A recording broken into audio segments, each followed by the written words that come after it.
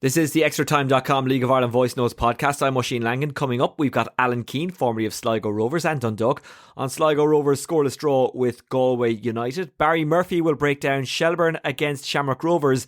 And we'll also hear Damien Duff's interview with Virgin Media, in which he questioned Shane Farrell's attitude. Shane Farrell was sent off about 10 minutes after coming on against Shamrock Rovers during the scoreless draw. And afterwards, Damien Duff made some interesting comments. We'll also get more on Derry City's 3-1 win against St Patrick's Athletic. John Flanagan, formerly of Dundalk, was watching that one for the St Pat's app. They have a watch along for every St Pat's game, and we'll get his thoughts on how he thinks St Pat's need to bounce back for Friday night and their clash against Shelburne. Let's start with Shelburne and those Damien Duff comments.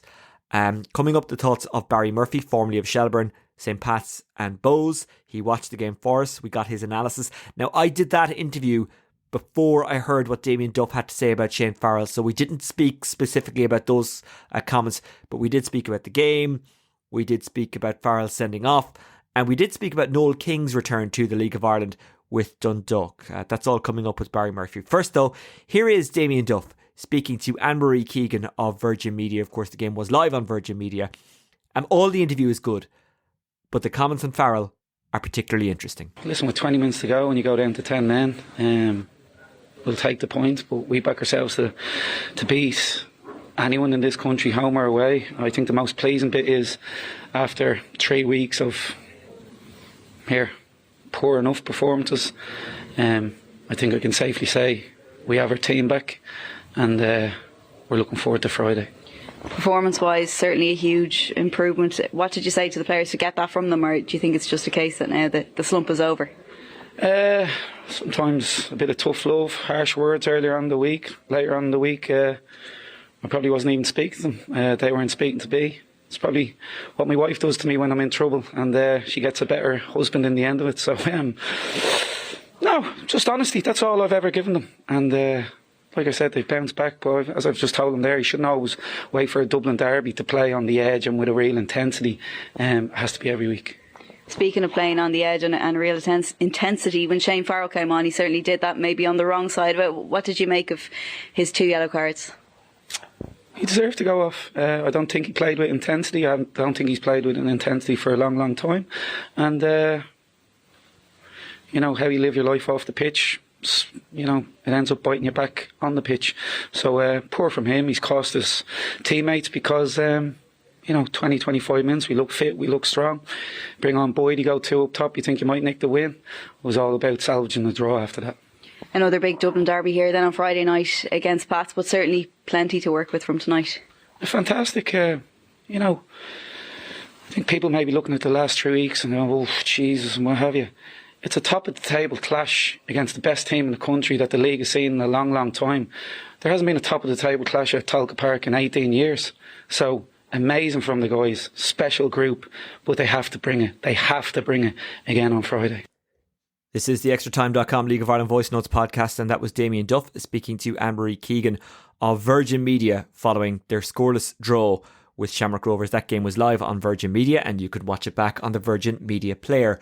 Particularly interesting comments on Shane Farrell there, talking about how you live your life off the pitch and the effect that has on what happens on the pitch. He's obviously not very happy with Shane Farrell. Now, he's obviously not that unhappy in a sense that he gave him game time.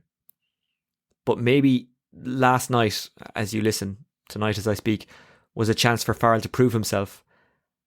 And he didn't by getting sent off the way he did. And Damien Duff didn't in any way question either yellow card.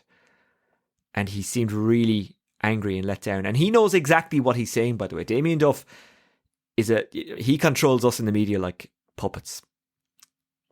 He has full control on what he's saying. And he knows exactly what he's doing when he says certain things. So I found those comments intriguing. Now, as I say, I spoke to Barry Murphy, formerly of St Pat's, Bows and Shamrock Rovers after the game. That was before I heard that Damien Duff interview.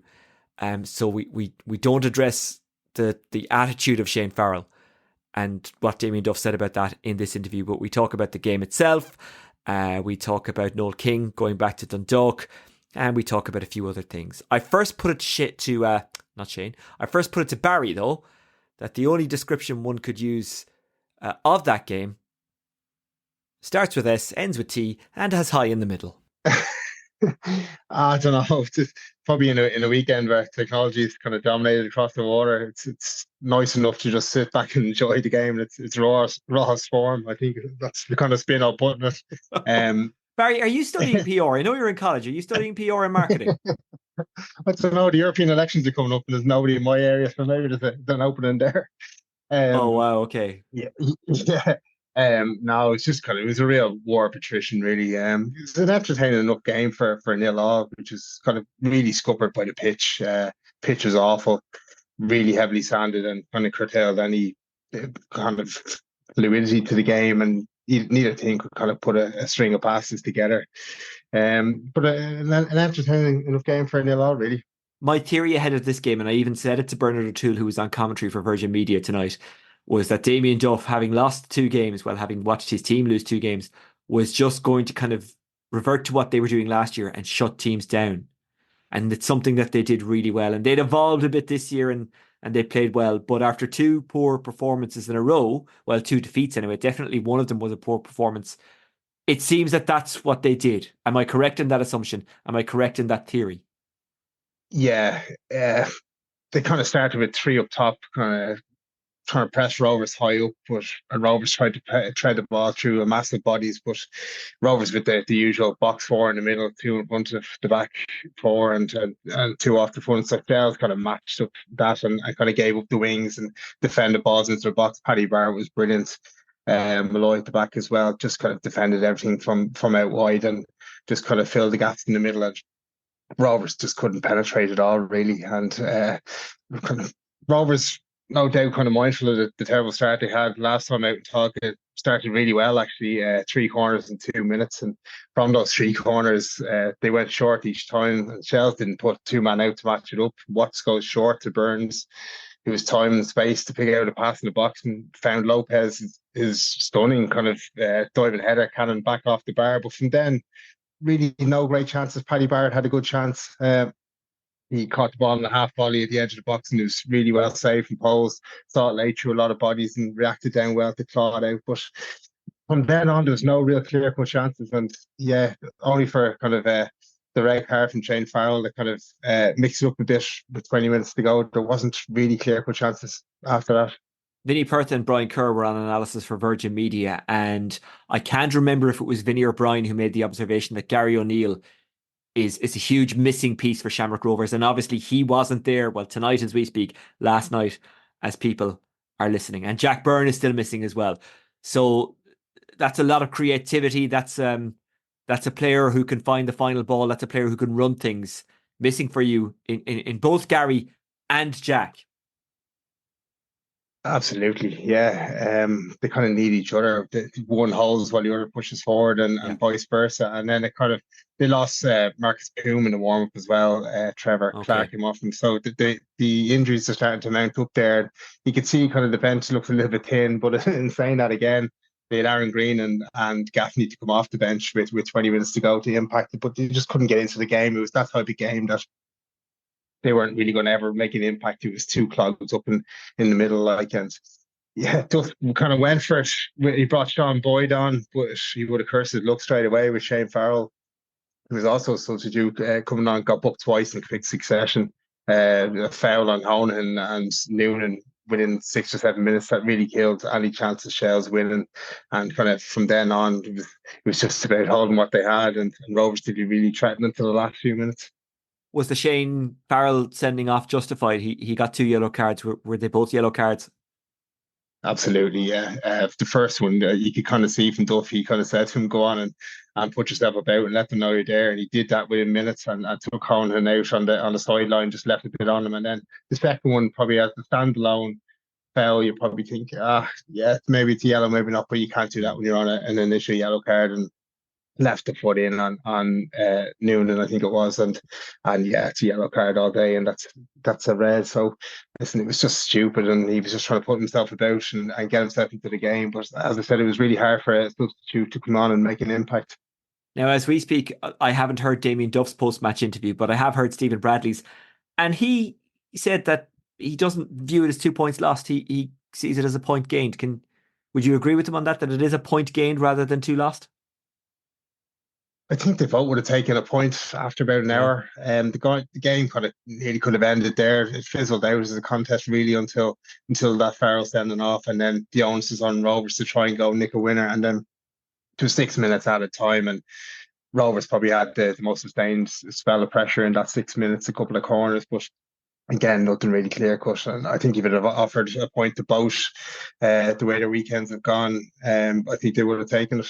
Well, that's a great weekend for Shamrock Rovers, and they would have taken 4 points no matter what way it came, I think, if you'd have offered it to them before the match. For Shels, how important was it that they just look, stop the rot is sensationalizing. I get that, but we need more listeners, Barry. So I probably do need to start going for clicks here. So by all means, let yourself go. Make ridiculous comments and observations. But genuinely for Shelbourne, having lost 2 games, how important is it and how morale boosting is it to just get a point at home, get a draw, especially against a team like Shamrock Rovers, who are the champions? They just went back to their foundation that served them well so far. They went back to being so solid at the back. Like Paddy Barrett was unbelievable. But sorry, morale-wise, I'm sure after 2 defeats, maybe people were going, oh, and people in the camp were saying, well, maybe we're not as good as we think we are. And, God, maybe there's bad times coming. But a draw against Shamrock Rovers and a battling display, does that kind of give you a bit of oomph? Does that kind of wipe any doubts the squad might have about themselves? And look, I appreciate if I said it to Damien Duff, oh, did you have doubts? He'd probably slap me, and rightfully so. But how important was it just to get a good result like this against a good team? It's massively important. It's like they're closest rivals at the moment. So again, you're testing yourself and seeing where you are in terms of being at the top of the table. But Damien said in an interview he didn't have words with them over the weekend. I can guarantee you that's not true. They were awful in Galway, and he said they had the normal training sessions yesterday, and they get themselves up themselves for a Dublin derby. But I can guarantee he went through them over the weekend and talked about hunger and effort that got them there, and then the rest comes with it. But yeah, it was a real kind of display of aggression and in tackles, and just looking to get a clean sheet first and kind of build on that again. Well, if they were off track, which they weren't really, even though they'd lost 2 in the bounce, they're back on it now. Shelbourne with a good point against Shamrock Rovers, and Shamrock Rovers with a good point against Shelbourne. Just before I let you go, Barry Murphy, you had a long and distinguished career in the League of Ireland. You started in the early 2000s. When did you make your debut for Shamrock Rovers? I remember you were still a teenager, I think. When was that? 2005, I think it was. 2005. Okay, so you went, the duration of your career still wouldn't cover the amount of time that Noel King has been out of the Men's League of Ireland. So how surprised were you when you heard that he was taking over as Dundalk manager? I don't know. I think probably Noel was as surprised as I was. I think judging by his interviews this week, listen, it doesn't look good at all, does it?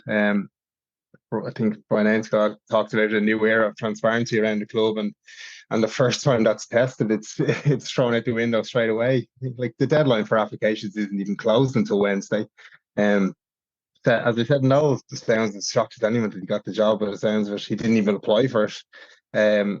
But playing devil's advocate a little bit, his CV is as a whole is impressive enough when you look at the teams he's managed. But if you're looking at it on paper, but for the 21s, he's not done really anything with them. And I think Brian Naiscott, he might look around the league landscape and thought there's nobody with that experience that he can kind of call on to do that kind of Sam Allardyce type role and pull the club up by the bootstraps. So it might just be a short-term fix, but it really doesn't look good at all. It's, as you said, it's 20 years since his last job in Men's League of Ireland, and the league has evolved a hell of a lot in that time. And Ainscott's now kind of tethered himself to that decision by taking away the due process. Dundalk has kind of been a bit of a leaky sieve in terms of information over the last couple of years when they want to be, and even this was so close to Tony Bryan that it didn't get out. So yeah, listen, it's a weird appointment, but I suppose only time will tell. It's so crazy it might work, but the thing is, and it's a good point you make there about getting the Big Sam type of manager in. And as Dan McDonnell of the Irish Independent and LOI Central has said a lot over the last couple of weeks, because it has been a relevant point, there's no manager like that in the league. But I don't know if Noel King is that manager, because I didn't really watch a whole pile of League of Ireland in the 90s. It was It it was horrendous. The league has moved on so much. We are so lucky with the league we have now compared to the 90s. And I don't mean to disrespect the clubs or the players, but it was a different age. And the strength and fitness and S&C and all that just was non-existent back then compared to now. And it was just like a league of bitterness, the clubs and how they talked about each other and how they treat it was just a dark and bleak time. And then it improved slowly but surely. And the clubs deserve an awful lot of credit for that because they did it without any help for a long, long time. But Noel King hasn't been part of the new League of Ireland, as I like to call it. And the new League of Ireland still has a way to go as well. I appreciate that. So no one knows what we're getting here. Like if you ask me what's Noel King's style of play, I can tell you what it was at Shelburne with the women's team, but he had a very they were a really good squad. Mm-hmm. Regards what he's going to do with Dundalk, I don't know. And maybe he doesn't know because as you say, it's not like he went to Brian Ainscough and said, hey, I've got a plan. I know how we're going to play. So it's weird. It's going to be an interesting watch. I'm not sure how happy or otherwise I'd be if I was a Dundalk fan, but a Dundalk fan texted me the other day and he said, this is crazy enough to work. But that was his hope. Like he said, that was hope rather than expectation. It's kind of as if Brian Ainscough has opened his Rolodex and kind of listened to the murmurings around the league about getting that big Sam type figure and thought, well, I know somebody that so this is Daniel McDonald's fault. That could fit it. This is Daniel McDonald's fault. He's put it out there, you know. Okay. And maybe he's taken it very literally and gone for somebody in that age bracket. But I don't know. But yeah, as you said though, the moves league on has moved on so much in terms of quality and getting the ball down and playing. But listen, it's about results for Dundalk, and you've seen from a manager tonight, and Damien Duff, he's managed to shore it up again and start from that base, and maybe that is the place to go from a place of shoring things up. But as you said, we don't know where that's his style of play, so yeah, we'll see soon enough. I'd say what it will be. Yeah, because I just didn't watch enough League of Ireland in the 80s and 90s to know what Noel King's about as a manager in the League of Ireland. Because again, there wasn't live games on telly. I was a Sky Sports kid. Sky Sports in the Premier League started in 93. Well, Sky Sports started before the Premier League started in 93, and it just took me away with them for a few years. And it was only when I was in my early 20s, late teens, I started actually going to League of Ireland. So by then, Noel King was gone. And sorry, that probably sounds like I'm having a pop at Noel King or being disrespectful. I really am not. My point is I just don't know what he brings. But he's a qualified coach and he's experienced. So look, a lot of us could be surprised by what he does. Barry, thank you very much for joining us. Barry Murphy, formerly of St. Pat's Bows and of course Shamrock Rovers, speaking to us primarily about Rovers' scoreless draw away to Shelburne, but also as well about Noel King, return of the King, the Noel King's return to the League of Ireland. Barry, thank you. Thanks, Oisin. This is the Extratime.com League of Ireland Voice Notes podcast, and I'm joined now by former Sligo Rovers and Dundalk player Alan Keane. Alan, how are you? Very good, Oisin, and yourself?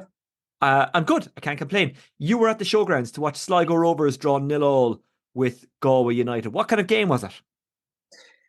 It was a very drab affair, if I'm being honest with you. Very poor overall game. Not a lot to talk about. I suppose the happier the teams would probably be obviously Galway United, especially after their win on Friday night and getting a draw, I suppose, against Sligo Rovers.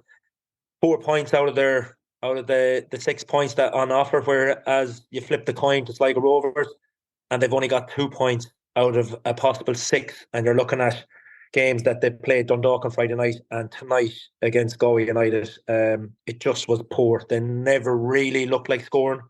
Sligo Rovers, and it was a very disappointing overall performance from both sides. Did Galway just shut them down, or did Sligo Rovers just not play well? What way did it happen? Well, if I'm being brutally honest, it was just poor overall from both sets of players. A lot of ball given away. Defences, yeah, you can say defences were on top and stuff. The only really chance to note really was Simon Power about 25 minutes into the game. He broke down the left-hand side and he fired a shot towards Brendan Clark in the goal, and it looked like I was right behind it, and it looked like it was nesting in bottom corner. And Clarkey, fingertip save onto the post. Fantastic save from Clarkey. And apart from that, Stephen Walsh had a shot. Chapman, missed the follow-up. That was the only really big chance of the game.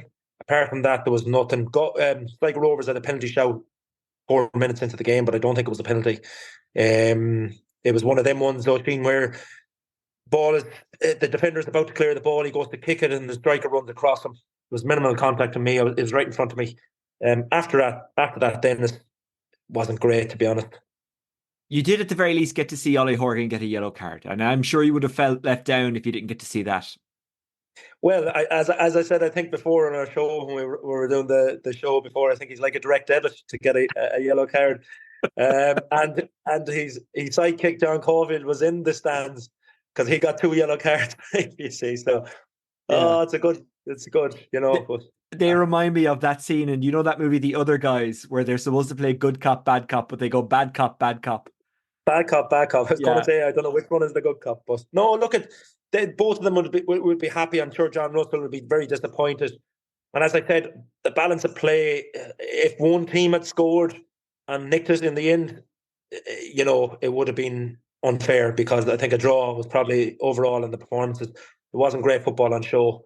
Neither team grabbed this by the scruff of the neck, if I'm being honest. No, none of the sides seemed to have any leaders to grab the game and take it by the scruff of the neck, and it didn't. And is that because they both played on Friday night and neither of those squads would be overly deep? Now, I don't know how many changes or otherwise were made.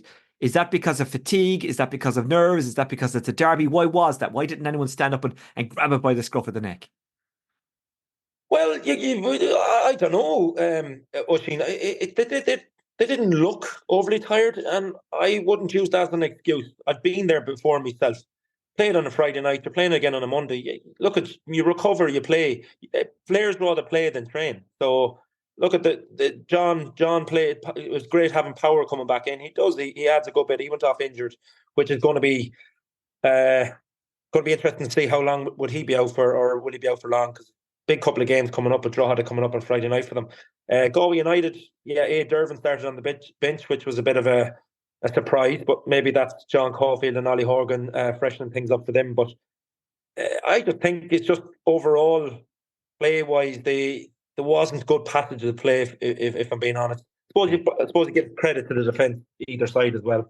Yeah. But there wasn't anyone that opened up the game, and I just feel that both teams, they are where they are, and I think that's where you could see them for the rest of the season. They'd be happy with that, though, would they? Not down here in Sligo Rovers, anyway. It won't be. I just don't. I think if Max Mata is not on form, I struggle to see where the goals are going to come from for Sligo Rovers' perspective. Yeah, but Keane, where does that expectation come from? Because I mean, Sligo Rovers, to be an established Premier League team, Premier Division side, are doing well when you consider the disadvantages they have and what they're up against budget-wise. So as much as you'd love for them to be competing and doing what you did when you were there, I don't know if that's realistic. I don't know can the Sligo Rovers fans expect much more than staying in the Premier Division comfortably, being a good season? Maybe I'm wrong there. Yeah. No, look, I agree. I think I probably a bit of high expectations as well for them, but I think this year finished 7th, 6th. It's a good season for them. Yeah. I think the fact that they had a good start and they've shown what they can do, it's the same again last year. It's like last year repeating themselves. They started off great and then they start filtering off. And now I worry when this mid-season break comes in, what kind of squad comes back after that mid-season break, and that's where they could struggle. You can see a couple of weeks ago they're second in the table. If they go and beat Pats, they go clear of second. Now they've lost the Pats, and these point now they're dragged right back down into the you look at if Drogheda beat them on Friday night, they're in serious bother again. Well, look, I'm being a massive hypocrite because after the Waterford Hurlers won yesterday, I've already booked All-Ireland final weekend off. So that's how crazy sports fans are and their expectations. What about Galway? I don't know what their expectations are, but what do you think they should be? Well, I think Galway should be in the situation where they are, just consolidate within the league.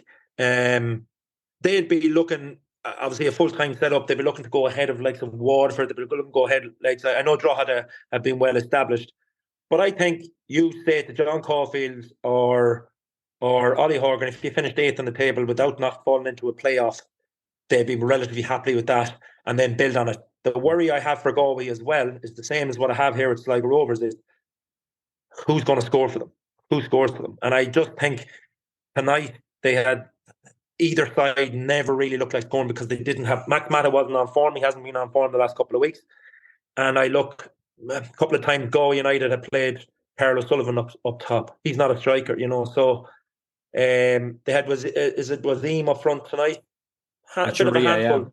Yeah, Wateria didn't really do much either. So maybe come the transfer window and the window opens up, they can get a striker in.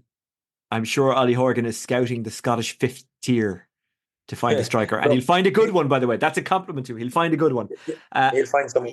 He will indeed. Okay, Alan Keane, formerly of Sligo Rovers and Dundalk, thank you very much for joining us on the Extratime.com League of Ireland Voice Notes podcast. I appreciate you hot-footing back from the showgrounds where you watch Sligo Rovers draw 0-0 with Galway United. Alan, thank you. No problem, Machine. Thanks yourself. Well, let's concentrate on what happened at the Ryan McBride Brandywell. St. Pat's 5-match unbeaten run coming to an end. Derry City bouncing back from their 3-1 defeat to Shamrock Rovers on Friday night.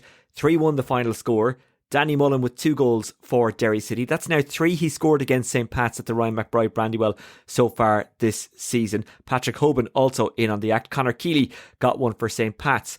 Mullen opened the scoring against the run of play in the 16th minute. Then Patrick Hoban put Derry City 2-1 up after 51 minutes. Keeley pulled Pats back into the game 3 minutes later, but then Mullen scored his second 2 minutes later to make it 3-1. In truth, having watched the game for the St. Pat's watch along on the St. Pat's app, we've got a watch along for every St. Pat's game, by the way, on the St. Pat's app. I don't think you could argue with the result. Derry City deserved it. St. Pat's now have a huge game to lift themselves for on Friday night when they go to Talca Park and take on Shelburne. Former Dundalk and Drogheda defender John Flanagan was on analysis with us on the St. Pat's app, and he spoke to Aoife Mullen. I suppose from your point of view, through the lens of a player, going on a long journey like that back home after a disappointing defeat with a derby match coming up on Friday, what's the mood in the bus? Well, the first one, they'll be coming home. The bus will be very quiet. There'll be no singing. There'll be no crack in the bus. They'll realise that performance was below standard overall. But the one thing you guaranteed for Friday is John Daly won't have to get these lads up for Friday. The game itself is huge. So you say they're playing against league leaders, big massive crowd, raucous crowd. They won't have to get themselves up.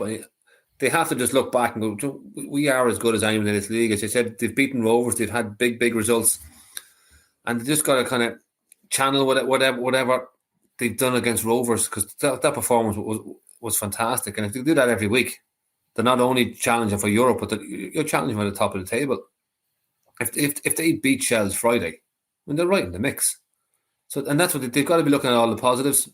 And again, we keep saying it, but it's belief and confidence that they've got. Like John will set them up. You have your structure that they're playing within, but then when they get into those attacking thirds, you've got to allow the individuality, the creative players to do their thing. And if it doesn't work out, well, you're trying at that end of the field. You have Jamie Lennon as your anchor there, as you said, and Bulger. That they'll do the work. They'll win the ball back. But allow them. Don't shackle your creative players is the big thing for me with Pats. This is the Extratime.com League of Ireland Voice Notes podcast, and that is former Dundalk and Drogheda defender John Flanagan, who's a regular on LOI TV, speaking to Aoife Mullen on the St. Pat's watch-along about how St. Pat's can bounce back from their 3-1 defeat to Derry City last night. As you listen, they play Shelburne away on Friday night. Joe Redmond went off injured in that game in the first half, and then St. Pat's conceded from 2 set pieces. Saint supporters will be praying that he is not a long-term absentee. Rory Keating went off early enough in the game. Now, whether or not that was an injury, I don't know, but he did go off early enough. Let's run back through the full-time scores. Sligo Rovers 0, Galway United 0, Derry City 3, St. Pat's 1, and Shelburne 0, Shamrock Rovers 0. Kevin Kilban tweeted after the game last night that Damien Duff should be the Republic of Ireland manager. He retweeted the Virgin Media interview with Damien Duff, the interview that we played you earlier on. How does the table look? Well, Shelburne are still on top. They're on 22 points, having played 12 games. Shamrock Rovers second on 19 points, having played 11 games. Derry City third on 19 points. They've played a game more than Shamrock Rovers. Bohemians fourth on 19 points. They've played 11 matches. Galway fifth on 15 points after 11 matches. St. Pat's sixth on 15 points after 12 matches. Sligo Rovers seventh on 14 points after 11. Waterford, they've also played 11 matches. They're on 13 points. They're in 8th position. They're 5 clear of Drogheda United, who have a game in hand on Waterford. They're second from bottom on 8 points. And Dundalk, bottom of the pile on 5 points. On Friday night, in the SSE Electricity League Premier Division, Drogheda United host Sligo Rovers. Dundalk welcome Bohemians. Shelburne receive St. Pat's. Waterford take on Derry City. And Shamrock Rovers are at home to Galway United. In the First Division, Finn Harps welcome Cork City. That's a 6 o'clock kickoff because of the floodlight situation at Ballybuffet. At 7:45 at Lone Town take on Cove Ramblers. At the same time, Bray Wanderers are up against Kerry and Treaty United meet UCD. On Saturday, in the SSE Electricity Women's Premier Division, Bohemians meet Treaty, Peamount take on Galway, Wexford are up against Shelburne, Sligo Rovers take on Cork City, and at Lone Town are up against DLR Waves. In the First Division, it is Longford Town against Wexford. On Monday night, by the way, there's a Premier Division encounter. It is Shamrock Rovers against Drogheda United. Please like and subscribe and review and rate if you possibly can. You can do that on whatever platform you get this podcast on. Luke will be back later in the week with the Extratime.com League of Ireland podcast, where he'll take a deep dive into everything that's happening in the league. And of course, you can read all about Irish football on Extratime.com. That's it for myself, Oisin Langan. I'll talk to you soon. Thanks for listening. Take care. Bye bye. Don't forget you can get me on @Oisin Langan. I'd love to get your feedback, good, bad or indifferent. That's really important to us, and we can only improve if you tell us what you'd like to hear more of or less of. Right, that's it for me. I'll talk to you soon. Take care. Bye bye.